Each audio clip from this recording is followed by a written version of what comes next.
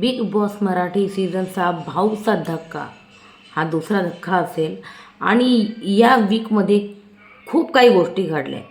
जसं आपण बघितलं की राकेशने जसं हात धरून अनुश्रीला उठवलं. पहिले त्याने तन्वीला सांगितलं तो उठवायला, पण अनुश्री काय उठत नव्हती.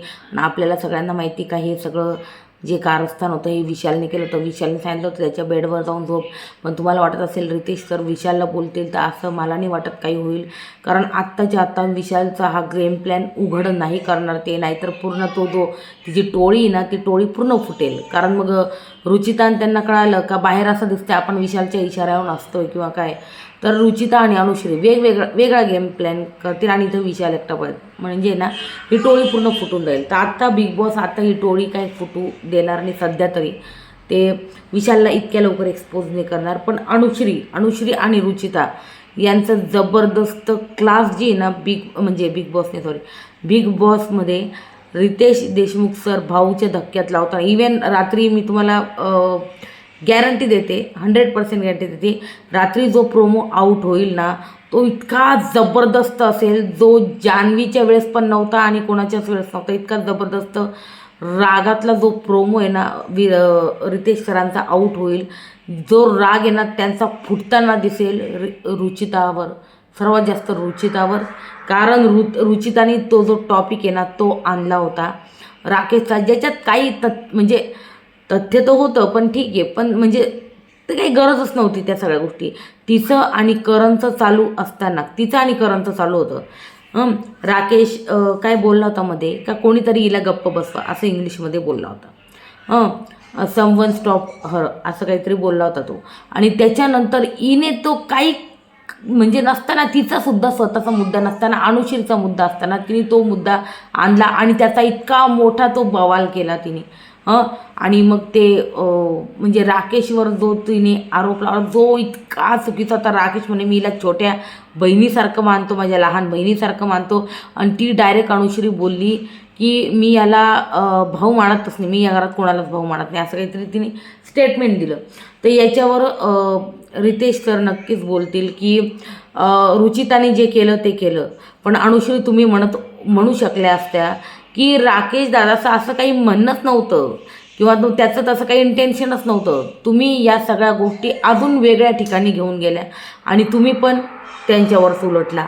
आणि तुम्ही दोघी जे केलं आहे ना राकेशबरोबर, त्याच्याबरोबर अख्खा महाराष्ट्र उभाच आहे. पण तुम्ही दोघी खूप जास्त महाराष्ट्राचा जो राग आहे ना तो सहन करताय आणि पूर्ण महाराष्ट्र तुम्हाला होय शिव्या घालतोय.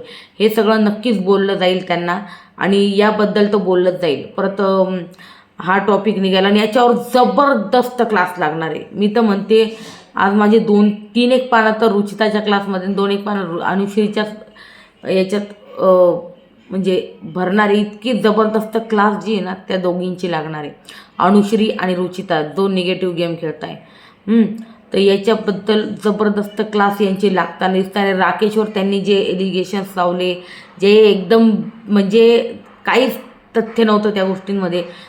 आणि नंतर दिव्याने जसं कन्सोल केलं राकेशला, दिव्या किंवा मग सागर पण मध्ये अनुश्रीशी भांडला की बाई आम्ही तुम्हाला बहिणीसारखं समजतो, मग तर आम्ही टास्कमध्ये पण कसं खेळायचं आता हे प्रश्न आहे. आम्ही बोलायला पण म्हणजे एकदम 10 वेळा विचार करावा लागेल. अशा गोष्टी आहे की तुम्ही असे आरोप लावले. तर याच्यावर सुद्धा मला वाटतं सागर कारंडेची तारीफ होईल यावर आणि दिव्याची तारीफ होईल. कारण तिने राकेशची साथ दिली, राकेशबरोबर ती राहिली. त्या गोष्टी डोक्यात होत्या आणि तो एकदम टेन्स बसलेला होता त्यावेळेस त्यासोबत होत्या आणि जवळजवळ बहुतेक घरातले सदस्य त्याच्याबरोबर होते. तर त्याच्याबद्दल त्यांची तारीफ होईल मला वाटतं. पण अनुश्री आणि रुचिताची जबरदस्त क्लास लागणारी, खास करून रुचितावर सर्वात जास्त भडकणारे. कारण अनुश्रीने तो टॉपिक उचललाच नव्हता, रुचिताने उचलला आणि मग अनुश्रीने त्याला खतपाणी घालायचं काम केलं. कारण मग तिला वाटलं रुचिताच सगळं फुटेज घेऊन जाईल, मग मी काय करू, मला पण तर फुटेज पाहिजे.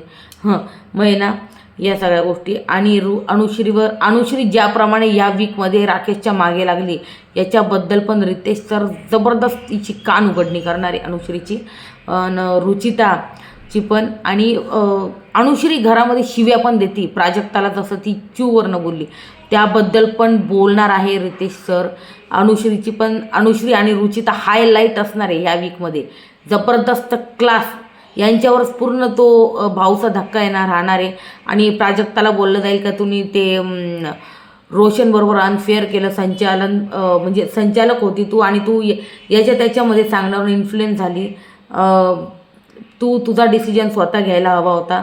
रोशननी गोण उचललं, जर तुला वाटत होतं रोशननी पहिले गोण उचलले तर तू त्याचंच नाव घ्यायला हवं होतं, हे बोललं जाईल.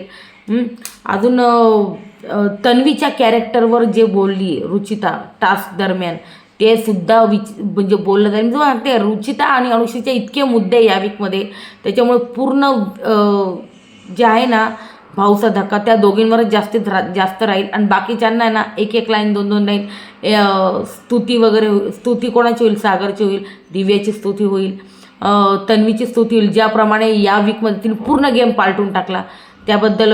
आणि ते चावी चोरीचा खुलासा जो अनुश्रीने केला आहे तो रिव्हील करतील का नाही ते बघूया रितेश सर.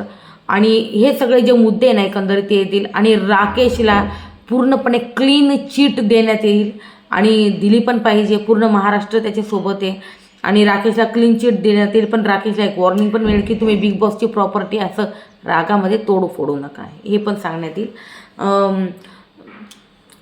असं सगळं मला वाटतं भाऊचा धक्का राहणार आहे. कारण यावेळेस खूप मुद्दे रुचिताने करणला जे बोलली की ते सगळं मी आत्ता जसं एक्सप्लेन केलं अगदी तसं. तन्वीची तारीफ होईल, तन्वीची खूप स्तुती होईल की तिने गेम प्लॅन पूर्ण चेंज करून टाकला. त्याबद्दल बघूया अजून काय काय होतं आहे. पण हे मुद्दे ना मी जे राहिले ते हायलाईट हायलाईट. रात्री ना रुचिताचा जबरदस्त प्रोमो आपल्याला बघायला मिळणार आहे, रुचिता आणि अनुश्रीचा. त्यासाठी तयार राहा. आणि हेच एकंदरीत राहणार आहे भाऊच्या धक्क्यामध्ये हे मुद्दे. अजून कोणता मुद्दा राहिला असेल तर मला सांगा कमेंट सेक्शनमध्ये. व्हिडिओ आवडल्यास लाईक, शेअर आणि सबस्क्राईब करायला चॅनलला नक्की विसरू नका.